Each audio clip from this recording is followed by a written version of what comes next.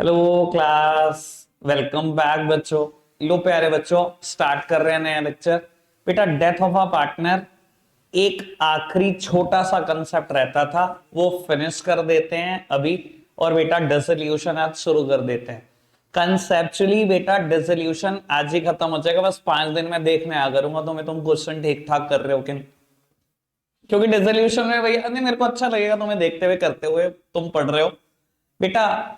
Conceptually dissolution एक ही दिन का है, और ये कभी ऐसे नहीं हो सकता कि डिसोल्यूशन में आज आधा करा दो जी, आधा कल करा दो। वो एक ही दिन में बेटा विदाउट इंटरप्शन कराना है। तो आज बजे कितने भी, जब तक खत्म नहीं होगा उठेगा यहां से कोई नहीं। ठीक है जी। और पहले बेटा डेथ ऑफ पार्टनर खत्म कर देते हैं बेटा। ये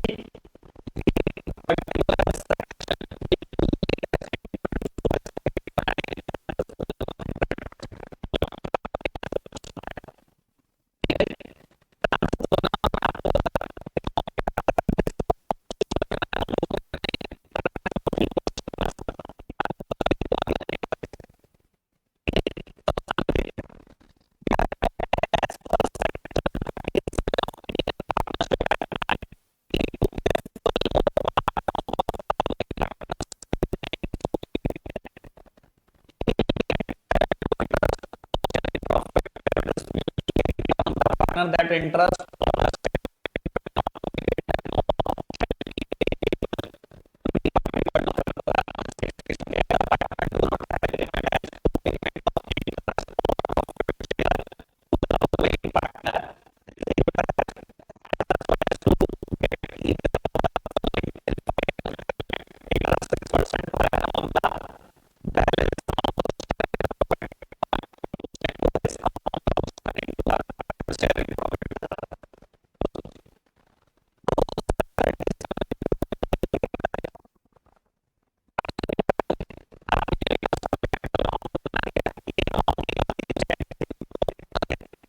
ठीक है जी।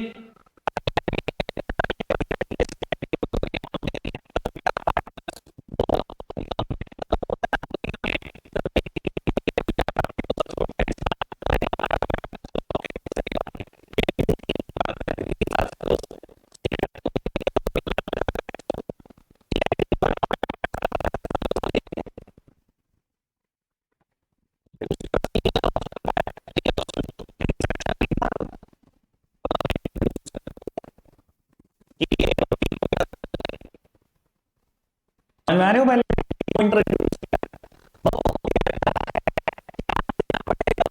एग्जीक्यूट करो, या तो ब्याज देना पड़ेगा या प्रॉफिट में शेयर देना पड़ेगा। लेकिन अगर पहले से ही आपने तय कर लिया है सारे कि कुछ नहीं देना,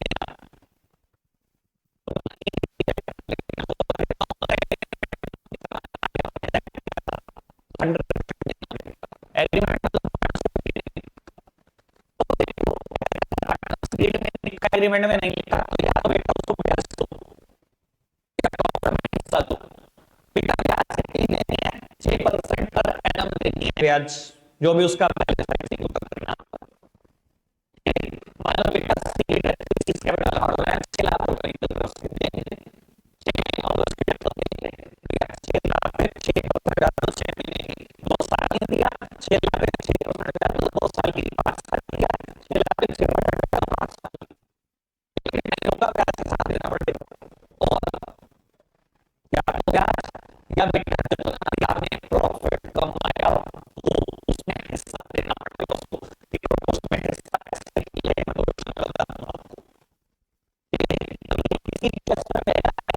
एनर्जी होगी, वो ब्याज लेना चाहते हैं कि लेना चाहता है, अपने हिस्सा लेना चाहते हैं कि दस लेना चाहता है, तो वैसे बार एग्जीक्यूटर क्या लेना चाहेगा तो ज्यादा होगा। तो बाबू इलस्ट्रेशन 21 का क्वेश्चन 36 आप करोगे। ठीक है, तो ये तो उसमें तुम अपने बेसिक हो गया कुछ नहीं।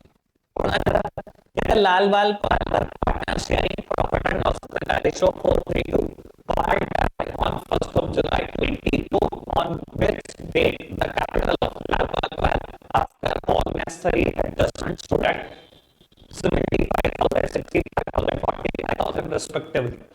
Lal and Bal continue to carry on the business of sex without settling the account of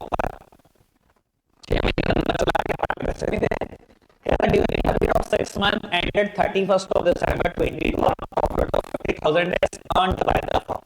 अब सुनो एक मिनट में देखो बेटा, क्या एग्जीक्यूटर के पास क्या लो, क्या प्रपोर्शनल प्रॉफिट लो, ऐसे लो, कितने पैसे देते हैं आपने? 45,000 दिए नहीं ना, 6% ब्याज के साथ देने पड़ेंगे, पर ये 6% ब्याज साल की है बेटा। धंधा आपने कितने महीने चलाया पाल की टेक का? 6 महीने। देखो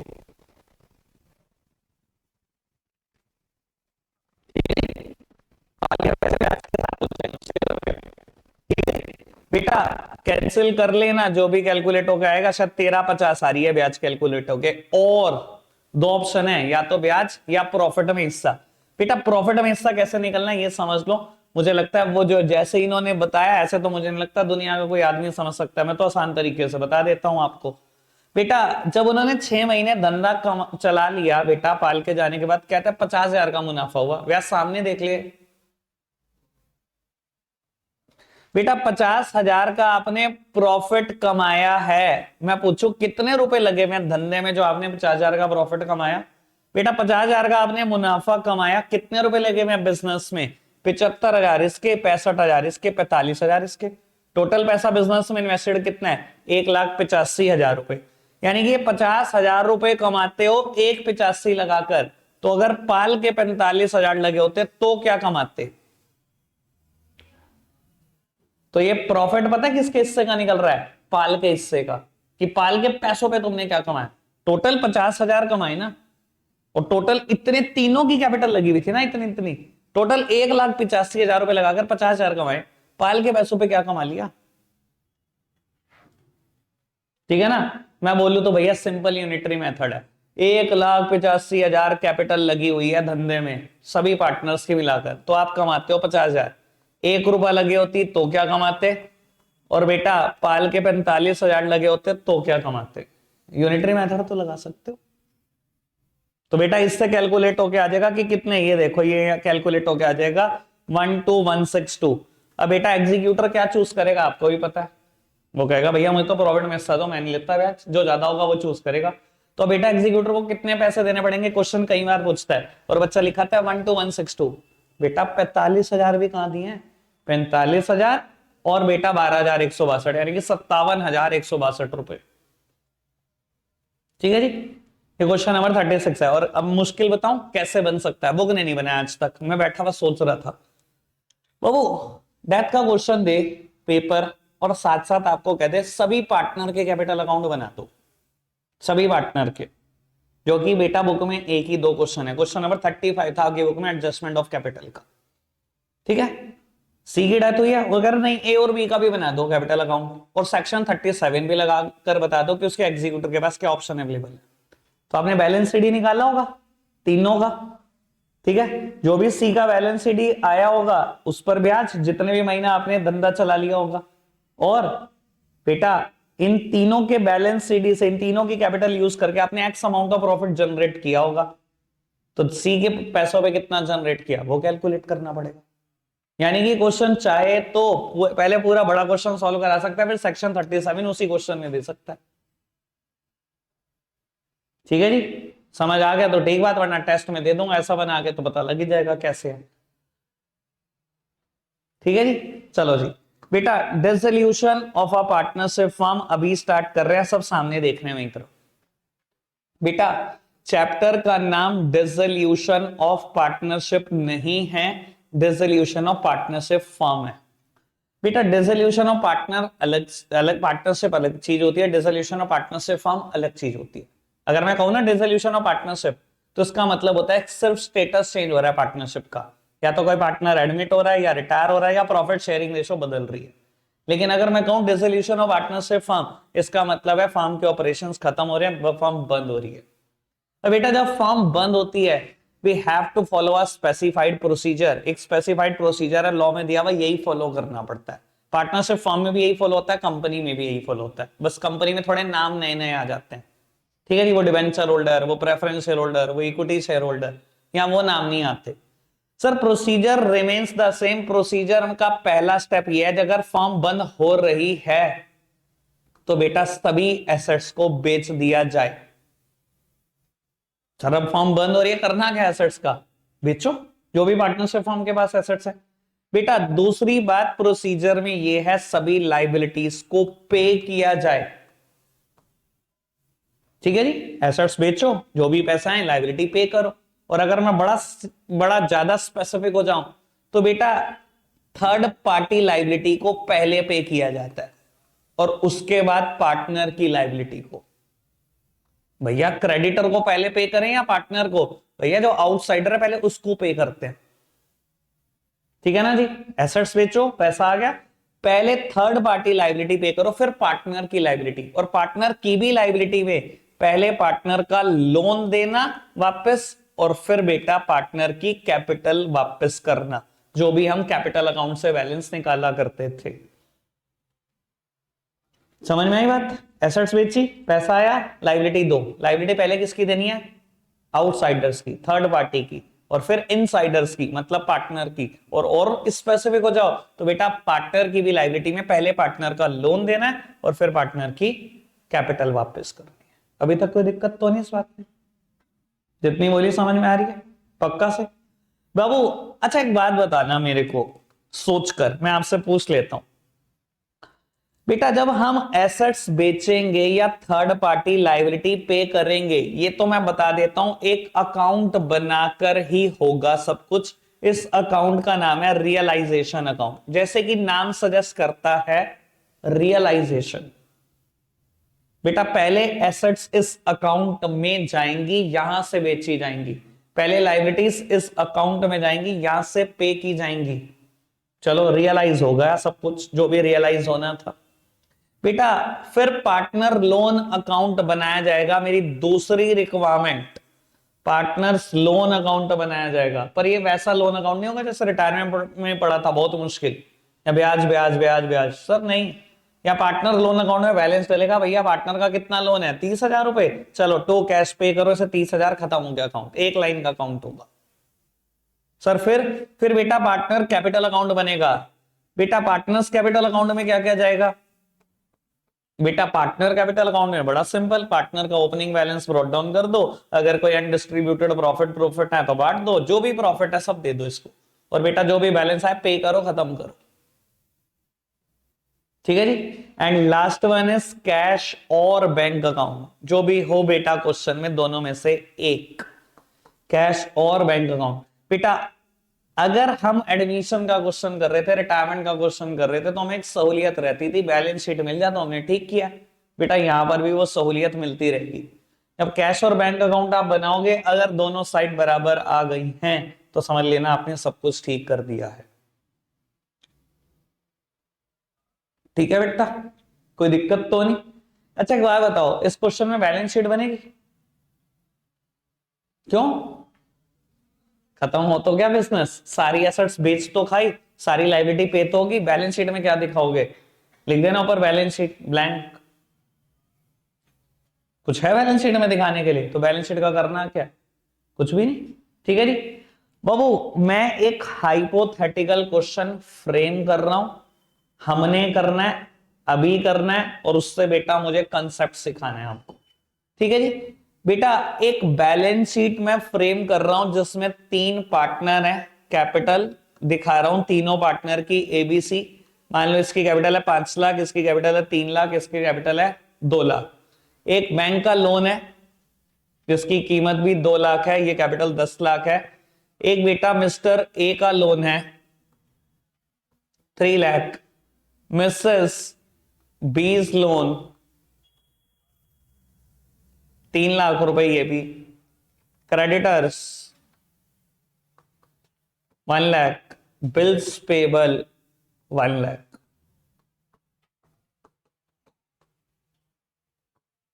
बैलेंस शीट का टोटल है 20 लाख। बाबू एसेट्स में एक एसेट्स है land, then furniture, machinery, stock, कुछ debtors, cash balance, bank balance, बस इतना बहुत है मेरे को। बेटा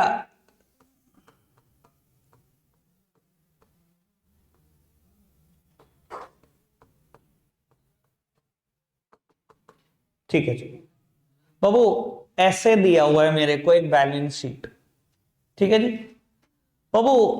अब मेरे को प्रिपेयर करनी है डिसोल्यूशन से रिलेटेड सभी लेजर्स, कैसे प्रिपेयर होंगे ये सभी लेजर्स, ठीक है जी। और बेटा क्वेश्चन करने का तरीका वही है जैसे आज तक एडमिशन रिटायरमेंट में किया, ये मत सोचना कि पहले मैं रियलाइजेशन वाला काम निपटा लूं फिर मैं पार्टनर्स लोन की बात कर लूं, बेटा ऐसा कुछ नहीं, सब अकाउंट बिल्कुल इकट्ठे बनेंगे, एक ही साथ बनेंगे। रियलाइजेशन अकाउंट का फॉर्मेट वही है भैया, पर्टिकुलर अमाउंट जैसे रीवैल्यूएशन का फॉर्मेट होता था। देन बेटा पार्टनर्स लोन अकाउंट, जिसमें बेटा एक ही पार्टनर का लोन अकाउंट है मेरे पास अभी इस क्वेश्चन में, एज लोन अकाउंट। देन बेटा partners capital account, partners capital account, बेटा 3 पार्टनर हैं ए बी सी, जैसे कैपिटल अकाउंट वहां पर बनाते थे वैसे ही यहां बनाते रहेंगे। देन बेटा कैश और बैंक अकाउंट, ठीक है जी बाबू। मैंने आपको क्या बोला था अभी, सभी एसेट्स पहले रियलाइजेशन अकाउंट में जाएंगी तो बिकेंगी, ऐसे ही बोला था। और ऐसे ही बेटा सभी लाइबिलिटीज वहां जाएंगी तो रियलाइज्ड होंगी, तो पे के ही जाएंगी, ठीक है जी बाबू। सभी एसेट्स ट्रांसफर करनी है लेकिन 3 एसेट्स छोड़कर, यानी कि बेटा रियलाइजेशन में सभी एसेट्स पहुंचाना, लेकिन बेटा एक रूल का ध्यान रखना, rule number 1, transfer all assets to realisation, transfer all assets to realisation except, क्या ट्रांसफर नहीं करना रियलाइजेशन में, first is cash, second one is bank, third one is undistributed losses.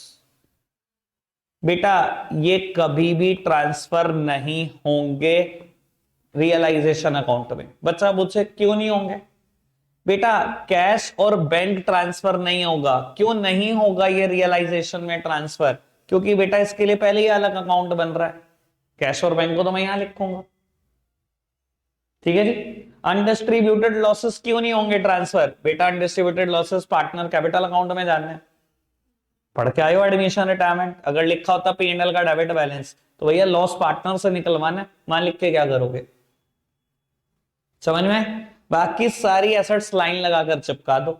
अब भैया मेरे को सारी एसेट्स रियलाइजेशन में लेकर आनी है, आप खुद सोचो एसेट्स क्या होती हैं, डेबिट रियलाइजेशन में लेके आना है, एसेट्स को खत्म करना है, कैसे खत्म कर सकता हूं, एसेट्स को करूंगा क्रेडिट, डेबिट किसको करूंगा, रियलाइजेशन, यानी कि एंट्री होगी रियलाइजेशन में लाने की, रियलाइजेशन टू एसेट्स, ठीक है जी। रियलाइजेशन टू एसेट्स, सर एक एक करके सभी एसेट्स लिख दो जो जो भी समझ में आई, land furniture machinery stock debtor, cash और बैंक नहीं, लैंड फर्नीचर मशीनरी स्टॉक और डेटर, मैंने पांचों की पांचों बेटा यहां पर एसेट्स लिख दी, इनकी अमाउंट लिख दी, कोई दिक्कत तो नहीं।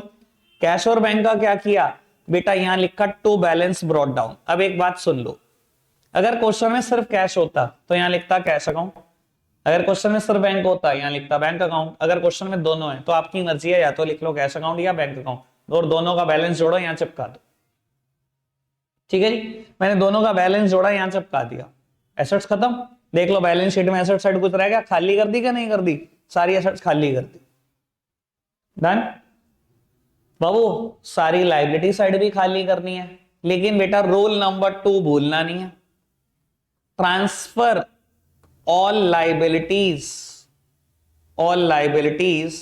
To realisation account except partners capital, partners loan और अनडिस्ट्रीब्यूटेड प्रॉफिट। वैसे मैं आपको बता देता हूं, यहां पर अनडिस्ट्रीब्यूटेड प्रॉफिट की जगह पर नाम होना चाहिए, सही नाम होना चाहिए रिजर्व्स, ये कल पता लग जाएगा क्या कह रहा हूं मैं, ठीक है जी। मैं अभी बोल रहा हूं अनडिस्ट्रीब्यूटेड प्रॉफिट पर सही वर्ड होना चाहिए रिजर्व्स, अनडिस्ट्रीब्यूटेड नाम नहीं होना चाहिए। एक सेकंड आकाश भाई, बाबू मेरी तरफ देखना, रूल नंबर 2 मैंने बोला सभी लाइबिलिटीज को रियलाइजेशन में ले जाओ लेकिन 3 छोड़ दो।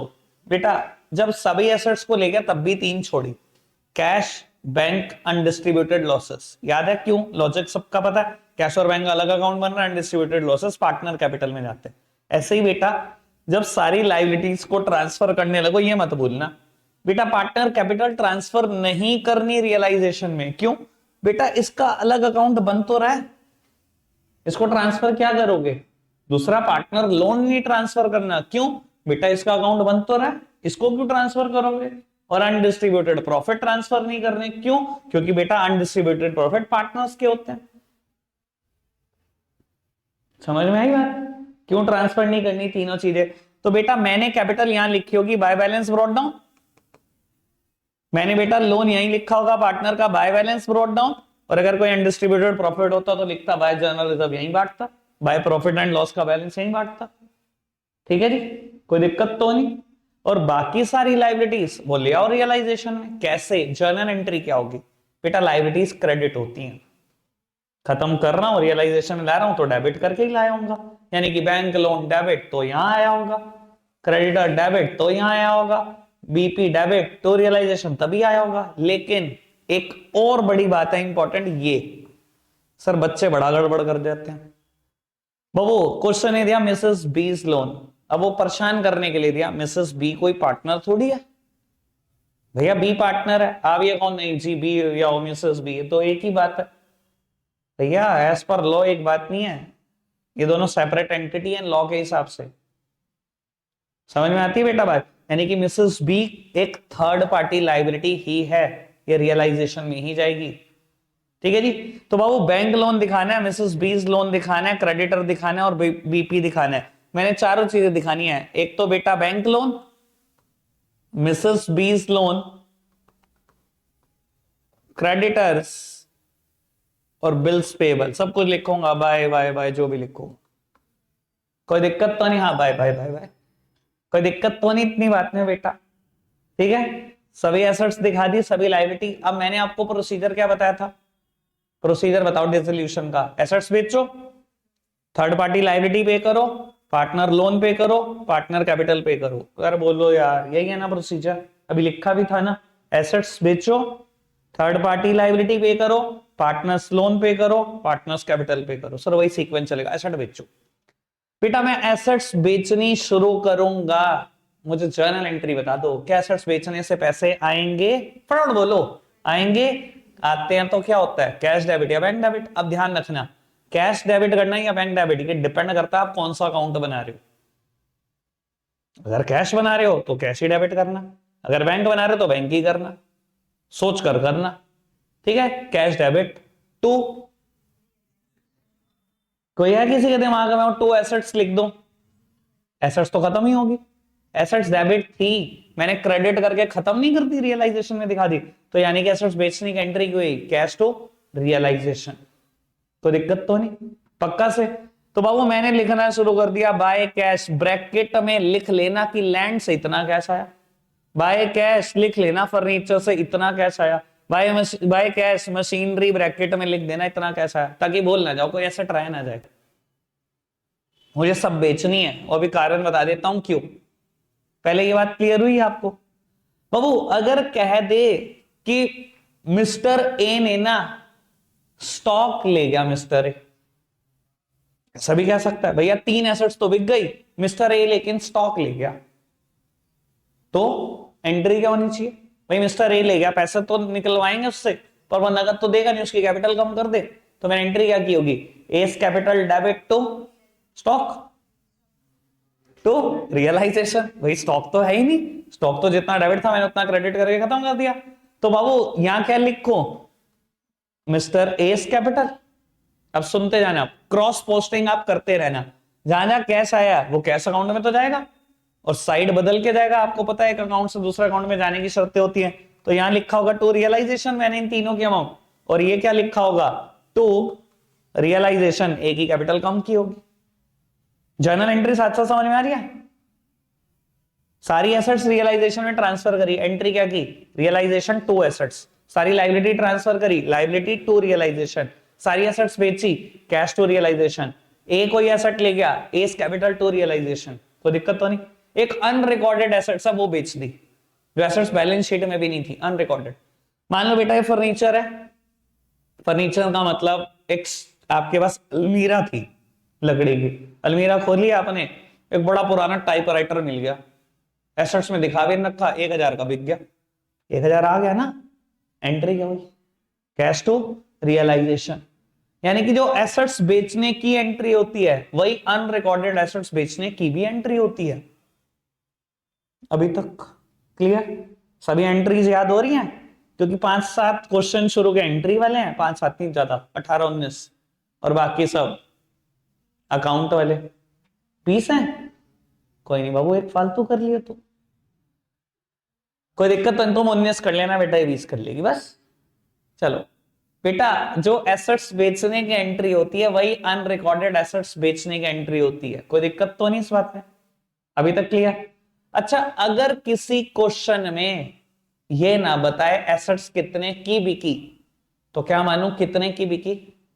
बेटा पिछले साल तक लॉ चेंज था, पिछले साल तक जो बुक्स थी वो ये कहती थी अगर एसेट्स में कभी ये ना बताए ना कितने की बिकी, तो बेटा मान लेना वो बिकी ही नहीं, वो जीरो की थी। सर अब लॉ क्या कहता है? अब बुक देख लो उठाकर, चेंज हो चुकी है। अब ये कहता है अगर टेंजिबल एसेट्स की रियलाइजेबल वैल्यू ना बताए तो मान लेना बुक वैल्यू पर बिकी, और इनटेंजिबल की ना बताए तो मान लेना जीरो पर बिकी। मतलब अगर यहां पर लिखा होता कॉपीराइट, पेटेंट, ट्रेडमार्क, इधर देखो प्लीज मेरी तरफ, यहां लिखा है कॉपीराइट, पेटेंट, ट्रेडमार्क, और इनकी कोई रियलाइजेबल वैल्यू नहीं पता, तो मानेंगे भैया ये तीनों इंटेंजिबल एसेट्स है, ये जीरो की बिकी। और ये ना बताया कि डेटर की क्या रियलाइजेबल वैल्यू है, तो जो बुक वैल्यू है वही रियलाइजेबल वैल्यू है, बेच देना अपने आप। मान लो ये 50,000 का दिखाया हुआ तो यहां 50 ही दिखा दो कि 50 का ही दिखा होगा बुक वैल्यू पर ही।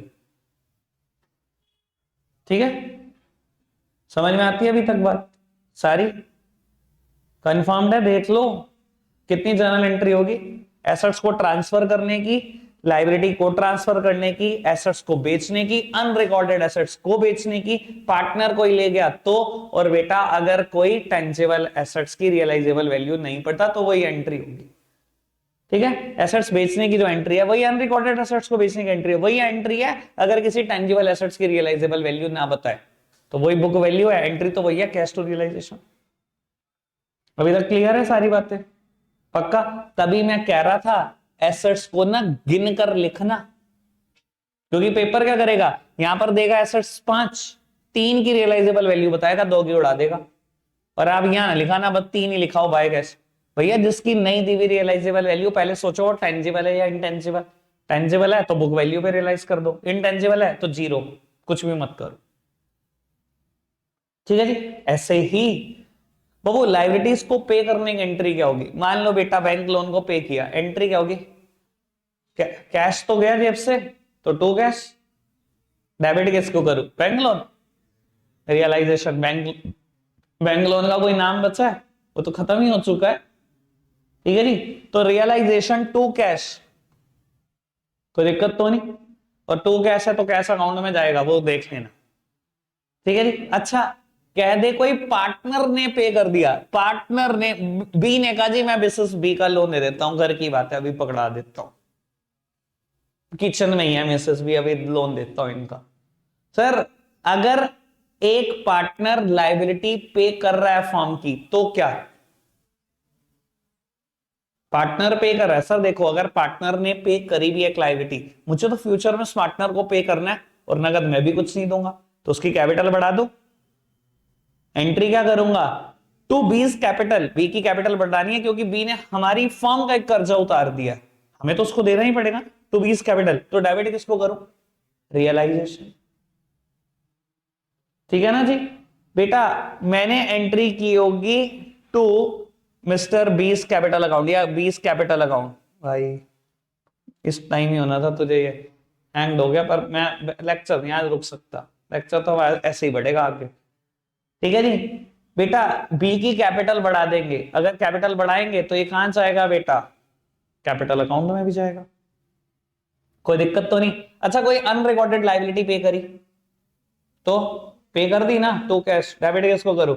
रियलाइजेशन, कोई दिक्कत तो नहीं, कंफर्म्ड अभी तक? अच्छा, अगर किसी एसेट्स की कोई पेबल वैल्यू ही ना दियो क्वेश्चन में। ये तो बताया कि बैंक लोन था 1 लाख का, 80 में हो गया सेटल, तो आपने लिखा टू कैश। मिसेस 20 लोन 20,000 का था, 20 ही दिए, तो कैश 20,000। क्रेडिटर की कोई वैल्यू ही नहीं दी हुई, और ये बता दिया बिल्स पेबल की वैल्यू कितनी पे करनी पड़ी। क्रेडिटर की कोई वैल्यू नहीं दी हुई। सर लायबिलिटी गिन के पे करना, छोड़ मत आना कोई भी, नहीं दी हुई। Pay at the payable value, par value. मान लो क्रेडिटर के सामने लिखा 80,000, सर 80,000 ही देने पड़ेंगे, टू कैश 80,000। ठीक है जी, कोई दिक्कत तो नहीं। कितनी जर्नल एंट्री होगी पता है अब आपको? 10 हो गई, अगर आपने सोची हो। देखो मैं बता देता हूं आपको। एसेट्स ट्रांसफर करी, realisation to assets. Liability transfer करी, लायबिलिटी टू रियलाइजेशन। चार बातें एसेट्स में, वही चार बातें लायबिलिटी में। इधर देखो, एसेट्स बेचने की entry, cash to realisation. Partner assets ले गया, पार्टनर की capital debit to realisation. Unrecorded assets बेची, कैश टू रियलाइजेशन। बेटा अगर एसेट्स की कोई वैल्यू ही नहीं गिवन है, टेंजिबल की क्या मानना, बुक वैल्यू, तो एंट्री तो वही हुई, कैश टू रियलाइजेशन। और बेटा अगर इंटेंजिबल है तो जीरो।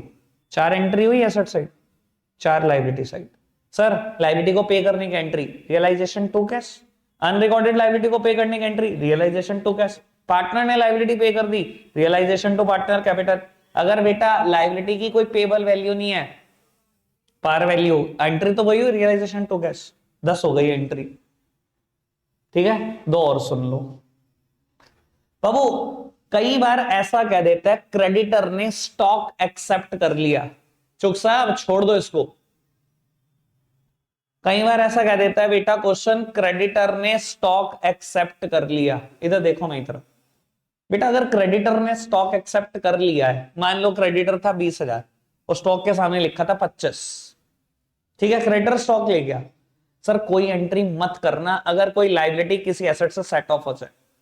मैं ऐसा क्यों बोल रहा हूं भैया? एक रास्ता तो मेरे पास है, मैं ऐसा लिखूं बाय कैश स्टॉक की स्टॉक बिका होगा 20 का, और यहां लिखो टू कैश ब्रैकेट में लिखो क्रेडिटर की इसको भी 20 दिए। तो मैंने ये लिखा ना 20 आए और 20 चले गए। सर मत ही लिखो। अगर एक लायबिलिटी से एक एसेट सेट ऑफ हो चुकी है, सर कुछ कोई जर्नल एंट्री करने की जरूरत नहीं है। 11th मुद्दा था मेरा ये, लास्ट वन। बाबू रियलाइजेशन के खर्चे हुए 5,000, एंट्री क्या होगी? देखो नॉर्मली आप खर्चों की एंट्री क्या करते हो, एक्सपेंसेस टू कैश, और वो एक्सपेंसेस बाद में ट्रेडिंग या प्रॉफिट एंड लॉस अकाउंट में चले जाते हैं। सर है ट्रेडिंग या प्रॉफिट एंड लॉस अकाउंट मेरे पास, तो खर्चे की एंट्री क्या होगी? Realisation to cash. Realisation account debit, यहीं लिखूंगा to cash expenses of realisation. अब कोई मुझसे पूछता है बच्चा कि भैया ये क्या होते हैं खर्चे रियलाइजेशन के? बाबू ऐसा होता है जब आप कोर्ट में जाते हो ना कि फॉर्म बंद करनी है हमें, तो बेटा कोर्ट एक लिक्विडेटर अपॉइंट करके देता है आपको। वो लिक्विडेटर का काम क्या होता है? लिक्विडेटर जनरली बेटा कोई लॉयर रहता है या कोई चार्टर्ड अकाउंटेंट या कोई कंपनी सेक्रेटरी रहता है। बेटा कोर्ट कहती है ये लिक्विडेटर है, ये आपकी सारी एसेट्स बिकवाएगा भी, सारी लायबिलिटी पे भी करेगा। अब वो लिक्विडेटर की सिरदर्दी बहुत होती है, जो जो भी आपकी लायबिलिटी है सारी क्रेडिटर से कंफर्म करता है कॉल कर करके कि इतने ही पैसे देने हैं ना आपके, बैंक में लोन स्टेटमेंट निकलवाता है, सब कुछ देखता है। बाबू अब उसको जो पैसे दोगे आप लिक्विडेशन के, यही एक्सपेंसेस ऑफ रियलाइजेशन है। और बेटा ये पैसे पार्टनरशिप फर्म ही देती है, कोर्ट ने जरूर अपॉइंट करवाया, कोर्ट थोड़ी देगी, आप ही दोगे। ठीक है जी, समझ में आती है बेटा? 99.99% केस में आपको क्या करना है सुन लो, रियलाइजेशन अकाउंट पहले क्लोज करना है। मेरी तरफ देख रहे हैं, ये क्लोज होगा 99.99% केस में। 0.01% केस में ये अकाउंट पहले क्लोज होगा। मैं रीजन बता देता हूं क्यों, सुनना आराम से। बेटा मैंने ये अकाउंट क्लोज किया, या तो बैलेंस इधर आएगा या इधर। ठीक है जी, बैलेंस इधर आ रहा है, मैंने लिख दिया बेटा किस में बांटू, पार्टनर्स कैपिटल में बांट दूं। और ये समझदार हो तो लॉस है, क्योंकि डेबिट साइड बड़ी होगी तभी बैलेंस इधर आएगा, या बैलेंस इधर आ रहा होगा तो यह इधर आ रहा है तो प्रॉफिट है, बटेगा किस में? पार्टनर्स कैपिटल अकाउंट में। जो भी आ रहा है, मान लो प्रॉफिट आ रहा है, पार्टनर्स कैपिटल अकाउंट में आएगा। यहां पर ये अकाउंट क्लोज हो गया, खत्म। ये अकाउंट क्लोज करना। मान लो बेटा इसके लोन का बैलेंस लिखा है 20,000, ठीक है, कुछ नहीं करना, सीधा टू कैश 20,000 खत्म, और कैश में पोस्टिंग कर देना। अकाउंट इतना सही है क्लोज। इसका जो भी बैलेंस है लिखना टू कैश, ये भी खत्म। भैया जो जो जहां जहां भी कैश आया वो चिपकाते गए, अगर ये मिल जाए तो समझ लेना सब कुछ ठीक किया है। लेकिन मैंने क्या बोला, 99% केस में ही होगा, 0.01% केस में क्या होगा सुनना। कई बार आपको कह देता है मिस्टर ए ने 20 की जगह 15 ही कह दिए, 15 ही दे दो खत्म करो, ए का लोन था, तो उस केस में पहले ये अकाउंट बंद होगा। क्यों? क्योंकि आप यहां लिखोगे टू कैश 15,000, तो 5,000 का बैलेंस आ गया। फायदा हुआ कि नुकसान हुआ ये बताओ? फायदा हुआ, 20 के 15 दिए। बेटा चाहे फायदा हो चाहे नुकसान, जाता रियलाइजेशन सही है, तो आप यहां लिखोगे टू रियलाइजेशन 5,000। अगर आपने इस केस में भी रियलाइजेशन पहले बंद कर दिया होता तो ये 5,000 का प्रॉफिट क्या करते, फिर दोबारा दिखाते, फिर काटते सब कुछ, तो उस केस में ये बंद होगा। इसलिए कहते हैं क्वेश्चन ढंग से पढ़ लेना। 5,000 का प्रॉफिट हुआ, रियलाइजेशन में ट्रांसफर हो जाएगा प्रॉफिट, फिर रियलाइजेशन बंद होगा, और फिर वही है कहानी, ये और ये। ठीक है जी, आपको बता देता हूं डिसोल्यूशन के आप 48 के 48 क्वेश्चन कर सकते हो आज ही, ये सच में बता रहा हूं मैं आपको बात। बस अब तो बस तसल्ली है आपकी, जब हो जाएगी तब देख लेंगे। कल तो तुम्हारा टेस्ट है, और इसलिए तुम इसी खुशी में अकाउंट्स के 20 क्वेश्चन करोगे। चलो आज के लिए इतना ही रखते हैं प्यारे बच्चों, बाय बाय।